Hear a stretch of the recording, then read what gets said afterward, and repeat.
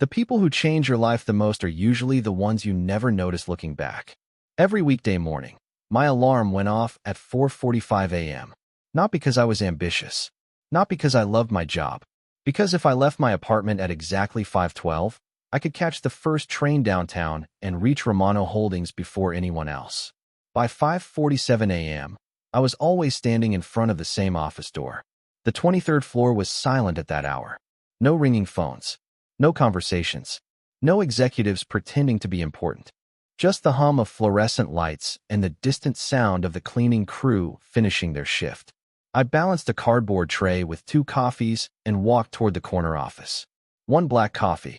No sugar. No cream. Exactly the way Adrian Romano liked it. 3 years. 3 years of placing that cup on his desk before he arrived. 3 years of organizing schedules, solving problems, fixing mistakes, answering calls, and making impossible deadlines somehow work. 3 years of being invisible. I unlocked the office and stepped inside. Floor-to-ceiling windows overlooked Manhattan. The skyline was still waking up. A pale orange glow stretched across the horizon. Expensive furniture sat perfectly arranged beneath the morning light. Everything about the room reflected power. Everything except the man who owned it. Adrian Romano never decorated with trophies. Never displayed awards. Never cared about appearances. That was one of the reasons people feared him. He did not need attention. He already had control. I placed the coffee on his desk and opened my laptop. 43 unread emails. 2 scheduling conflicts. 1 canceled meeting. A supplier issue in Chicago. Another contract waiting for approval. Before most people finished sleeping, my day was already running. At 6:18 a.m., the elevator doors opened. I did not need to look up to know who it was. Adrian always arrived at the same time. Always walked with the same steady pace. Always carried himself like a man who expected the world to move when he entered a room. "Good morning, Mr. Romano," I said. "Morning, Sophia." His voice was calm, deep, controlled. He loosened his suit jacket and walked toward his desk. For a moment, his eyes landed on the coffee cup, then on me, then back to the documents waiting for him. That was our routine. Simple, predictable, professional. He picked up the coffee and took a sip. "You were here early." I smiled slightly. "I am always here early." Something almost resembling amusement appeared in his eyes. Then it disappeared. Fair point. The moment passed. He moved on to work. So did I. By 8 o'clock, the office would be full of executives, investors, consultants, and department heads. Most of them would walk past my desk without learning my name. Some would hand me files without looking up. Others would assume I was there to take notes. None of them would realize how many of their meetings existed because I organized them. None of them would know how many disasters I quietly prevented every week. That was the strange thing about being an assistant. When everything worked, nobody noticed. But as I reviewed the day's schedule that morning, I had no idea my life was already beginning to change. Because across the room, Adrian Romano was watching me with an expression I had never seen before. Most people think important people run companies. They do not. Companies are usually held together by invisible people nobody notices until they disappear. By 9 o'clock, Romano Holdings was fully awake. Phones rang. Elevators opened and closed every few seconds. Expensive shoes crossed polished marble floors. Executives hurried through hallways carrying tablets and coffee cups. The building looked impressive from the outside. From the inside, it looked like controlled chaos. I sat behind my desk answering emails while simultaneously rescheduling 3 meetings that somehow ended up overlapping. A department manager called because a vendor missed a deadline. A lawyer needed signatures before noon. An investor arriving from Boston requested changes to the afternoon presentation. None of it was unusual. My job was solving problems before they became visible. Around 10:30, one of the senior executives stepped out of a conference room and waved a folder in my direction. "Sophia, can you make copies of these?" he asked. I took the folder. As soon as he disappeared, I noticed something interesting. The financial projections inside were wrong. Not slightly wrong. Completely wrong. The revenue numbers came from last quarter instead of current projections. If those documents reached investors, the company would look unprepared. I corrected everything, printed updated versions, and delivered them before anyone realized there had been a problem. No thank you. No acknowledgement. Just another invisible fix. By lunchtime, The entire office was preparing for a major investor meeting scheduled later that week. People spoke about it as if the future of the company depended on one presentation. Maybe it did. I carried updated schedules into Adrian's office. He was reviewing reports near the window. Sunlight reflected against the skyline behind him. The investor agenda is finalized, I said. Good. I placed the documents on his desk. There was an issue with the financial packet this morning. His eyes lifted immediately. What kind of issue? Old projections were included by mistake. And it is already fixed. Adrian studied me for a moment. Who found it? I almost laughed. I did. He nodded slowly. Of course you did. The strange thing was not what he said. It was the way he said it. Like he had expected that answer. Like he already knew. I returned to my desk and continued working. The afternoon disappeared beneath deadlines and phone calls. Around 6 o'clock, employees started leaving. One by one, floor by floor. The noise gradually faded. By 7:30, most lights inside the building were off. I was still there, reviewing meeting materials for the upcoming investor presentation. That was when I overheard something. Two department directors walking past my desk. Who organized this entire event? One asked. No idea, the other replied. Probably one of the assistants. They kept walking. Neither noticed I was sitting 3 feet away. I stared at my computer screen and smiled weakly. One of the assistants. After 3 years, that was what I had become. Not Sophia Bennett. Not the person who kept everything running. Just one of the assistants. Across the office, Adrian's door remained slightly open. And for reasons I could not explain, I had the uncomfortable feeling that he had heard every word. The investor meeting arrived 3 days later. By 7 in the morning, the conference floor looked like a luxury hotel preparing for a presidential visit. Fresh flowers lined the reception area. Caterers moved quietly between meeting rooms. Security checked guest lists. Every department suddenly remembered deadlines existed. I stood near the conference room entrance reviewing the final agenda for what felt like the 100th time. Everything was organized. Every presentation had been tested. Every document had been printed. Every possible problem had been accounted for. At least I hoped so. Around 8:30, the investors began arriving. Expensive watches, tailored suits, confident smiles. The kind of people who could change the future of a company with a single signature. I greeted them, handed out schedules, answered questions, and directed everyone toward the main conference room. Most thanked me politely. A few barely acknowledged my existence. That part no longer surprised me. At precisely 9 o'clock, Adrian entered. The room changed immediately. Conversations quieted. Attention shifted. It happened every time. He did not need to raise his voice or demand respect. His presence handled that for him. The meeting began smoothly. Financial reports, growth projections, expansion plans. Everything moved according to schedule. I sat near the back of the room taking notes while monitoring incoming messages. Then the lead investor asked a question. A complicated question involving operational logistics and vendor restructuring. Several executives exchanged uncertain looks. Nobody seemed eager to answer. I already knew the solution because I had spent 2 weeks coordinating those departments. Quietly, I leaned toward the vice president seated beside me and handed him a note. He glanced at it. His eyes widened slightly. Then he repeated my explanation almost word for word. The investor smiled. Excellent answer.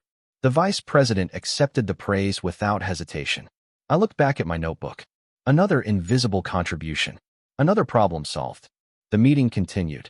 An hour later, a different investor asked about a delayed project in Texas. Once again, confusion spread around the table. Once again, I quietly passed the correct information forward. Once again, somebody else received credit. By now, I was used to it. What bothered me was not the lack of recognition. It was how predictable it had become. During a short break, I carried fresh materials into the room. One of the visiting investors glanced at me and smiled politely. Could you make sure we have water for the next session? He asked. Of course, I said. Then he turned to another executive.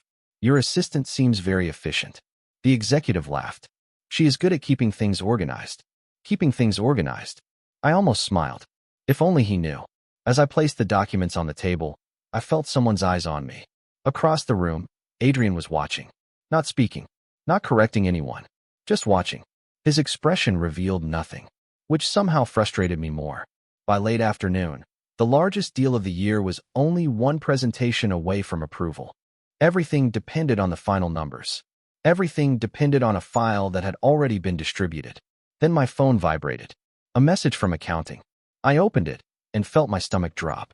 The financial model inside the investor packet contained a critical error, and nobody else in the room had noticed it yet. Sometimes the difference between success and disaster is one person noticing what everybody else missed. I stared at the message from accounting while the conference room buzzed with quiet conversations. The error was not small. A formula inside the financial model had pulled data from an outdated source.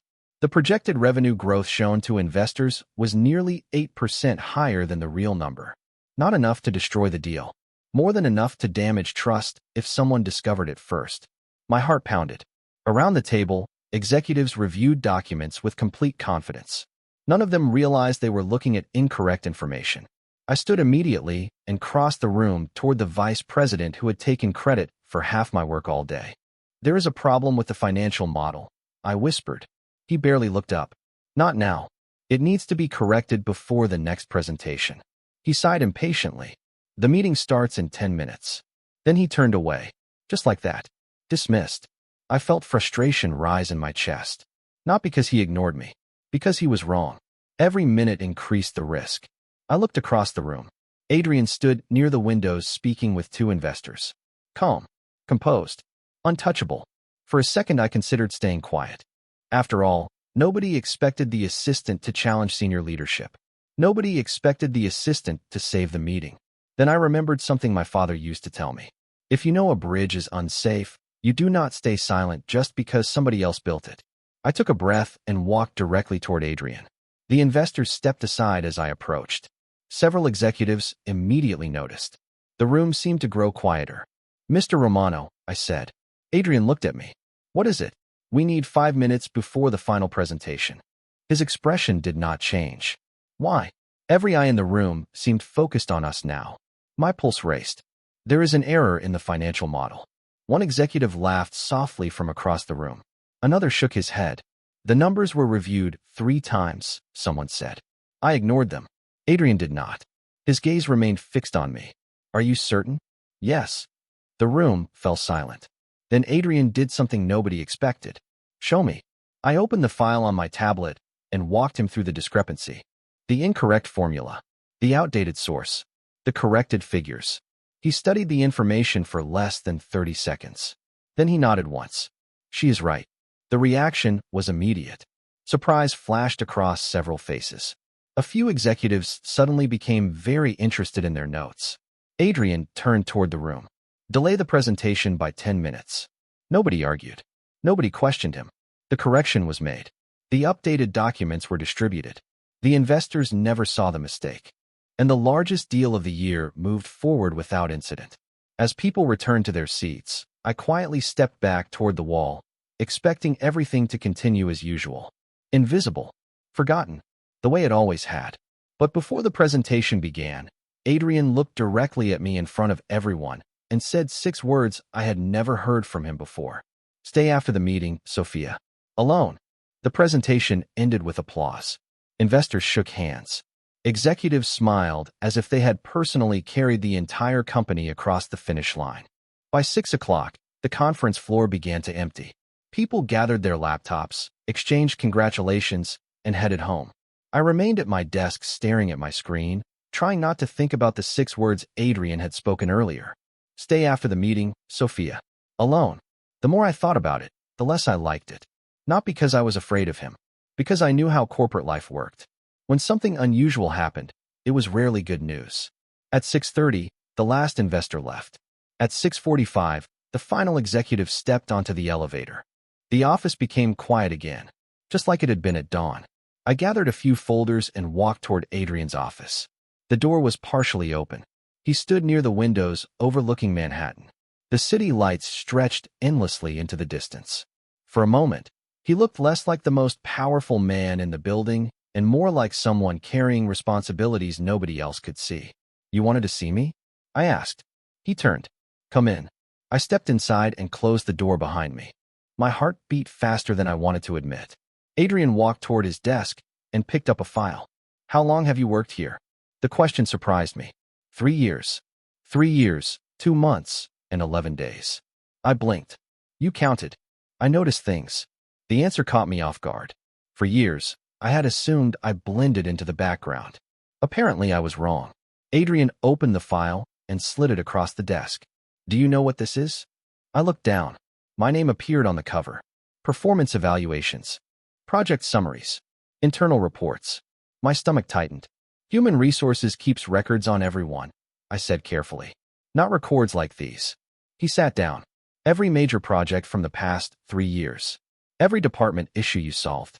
Every scheduling conflict you prevented. Every operational recommendation you made. I stared at him. Why? Adrian leaned back in his chair. Because I wanted proof. Proof of what? His gaze never left mine. That my instincts were correct. The room fell silent. Outside the windows, traffic moved through the city like rivers of light. I do not understand, I admitted. Adrian opened the file. Page after page contained notes. Dates. Accomplishments. Situations I barely remembered. Some of them had happened years ago. Most people only notice the person speaking, he said quietly. I pay attention to the person solving the problem. For the first time since joining Romano Holdings, I had no words. My entire career there had been defined by invisibility. Yet somehow the one person I assumed never noticed had been watching the whole time. Adrian closed the file. Then he stood and walked toward the window again. Tomorrow morning, I want you in the executive conference room at 8 o'clock. I frowned. Why? A faint smile appeared. Small, rare, almost impossible to notice. Because tomorrow is going to be a very different day for you. I barely slept that night. Not because I was worried. Because I could not stop thinking about what Adrian had said. For 3 years, I had assumed my work disappeared into the background the moment it was finished. Yet somehow he had been paying attention the entire time. At 7:45 the next morning, I stepped out of the elevator and immediately knew something was different. The executive conference room doors were already open. Senior leadership filled nearly every seat around the long table. Department heads, vice presidents, directors, people who normally never arrived early for anything. Conversations moved quietly through the room. Then I noticed Adrian standing near the windows. Calm, composed, waiting. The moment he saw me, he nodded toward an empty chair near the front. Take a seat, Sophia. Several executives looked surprised. So was I. Assistants did not sit at executive meetings. Assistants brought coffee. Assistants handed out agendas. Assistants stayed outside the room. Still, I followed his instruction and sat down. The atmosphere felt strange, expectant, like everyone knew something I did not. At exactly 8 o'clock, Adrian walked to the head of the table. The room immediately fell silent. He placed a folder in front of him and looked around slowly. Thank you for coming. His voice was calm as always. I will keep this brief. Nobody moved. Nobody spoke. Adrian opened the folder. Over the past 3 years, Romano Holdings has experienced record operational growth. Several executives nodded proudly. Adrian continued. Many people contributed to that success. Another pause. Then his eyes landed on me. One person contributed more than most of you realize. My heart started racing. Around the table, confused expressions appeared. Adrian picked up several documents. Project recoveries, vendor negotiations, scheduling efficiencies, crisis management, internal coordination. He set the papers down one by one. The majority of these solutions originated from the same person. Silence spread across the room. The vice president who had ignored me yesterday shifted uncomfortably in his chair. Adrian finally spoke my name. Sophia Bennett. For a moment, nobody reacted. Then several heads turned toward me. Realization slowly appeared across their faces. Adrian continued. For years, she has solved problems without requesting credit, improved operations without demanding recognition, protected this company from mistakes most p. Sometimes the hardest part of success is discovering who was comfortable when you stayed invisible. The first week in my new position felt nothing like I expected. The title changed overnight. The responsibilities did not.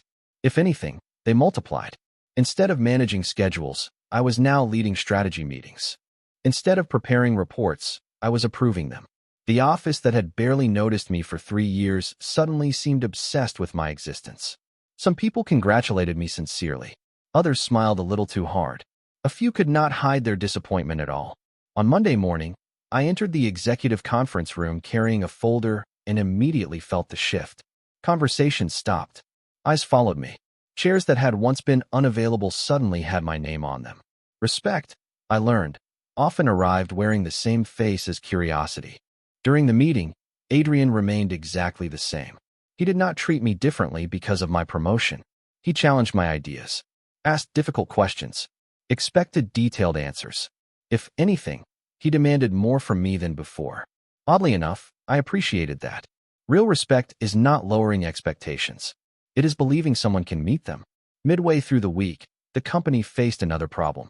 A major supplier unexpectedly withdrew from a critical project scheduled to launch in less than 30 days. Panic spread quickly. Department heads blamed one another. Meetings multiplied. Solutions did not. I listened quietly while executives debated for nearly an hour. Finally, Adrian turned toward me. Sophia. The room immediately fell silent. What would you do?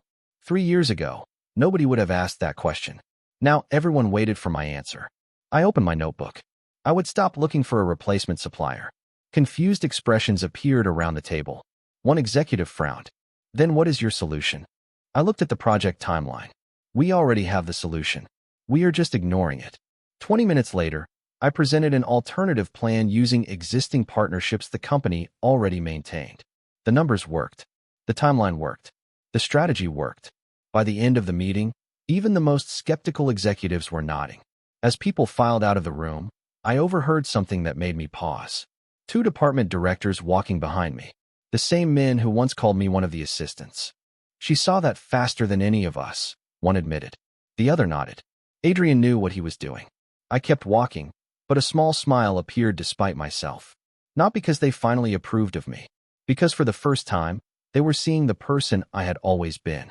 Later that evening, I remained at the office reviewing contracts. Most of the building had already emptied. The city glowed beyond the windows. Adrian stepped out of his office carrying a file. You are still here. I laughed softly. So are you. For a moment, neither of us spoke. Then he looked at the reports spread across my desk and shook his head with quiet amusement. You know, he said, there is something funny about all of this. What? His expression softened. The company thinks I changed your life last week.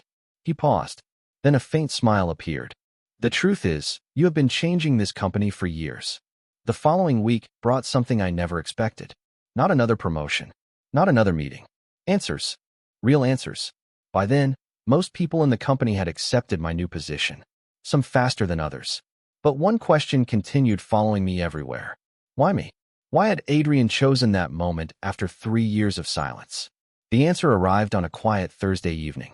Rain tapped softly against the windows while the city disappeared beneath gray clouds. Most employees had already gone home. I was reviewing quarterly projections when a shadow appeared beside my desk. I looked up. Adrian held a thin black folder in one hand. Do you have a minute? He asked. Of course. He placed the folder in front of me. Open it. Inside were documents dating back nearly 3 years.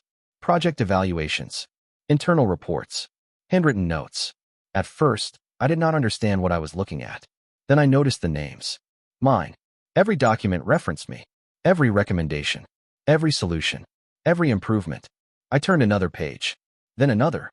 My confusion slowly transformed into disbelief. What is this? I asked quietly. Adrian pulled out the chair across from me and sat down. A record. Of what? The reason you are sitting where you are now. I looked back at the folder. The earliest document had been created only 4 months after I joined the company. You started tracking this then? He nodded. I noticed you during your first year. I laughed softly. That is impossible. Why? Because nobody noticed me. A faint smile appeared. That is not true. The office felt strangely quiet. Outside, headlights reflected across rain-covered streets far below. Adrian folded his hands together. Do you remember the logistics failure in Philadelphia 2 years ago? I nodded. Everyone remembers that. You solved it in 40 minutes. I blinked. Nobody even knew I was involved. I knew. He continued before I could respond. The vendor crisis. The accounting discrepancy.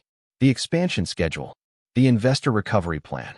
One by one, he listed moments I barely remembered. Problems I had solved and forgotten because another deadline always appeared the next day. You saw all of that. I asked. Every bit of it. For a moment, neither of us spoke. Then Adrian leaned back slightly. Most people pay attention to titles. His voice remained calm. Steady. I pay attention to results. Something tightened in my chest. Not because of the promotion. Not because of the recognition. Because for the first time, I realized I had never truly been invisible. The one person whose opinion mattered most had seen me all along. Adrian glanced toward the skyline before looking back at me. The truth is, Sophia, I could have promoted you a year ago. My eyes widened. Then why did you wait? He smiled slightly. Because I did not want people to trust your title. He paused. I wanted them to trust you. The answer stayed with me long after he left that night. And as I sat alone watching the rain beyond the glass, I finally understood something. The promotion was never the reward. Being seen was. SUA 6 months later, I stood on a stage overlooking a ballroom filled with employees, partners, and clients.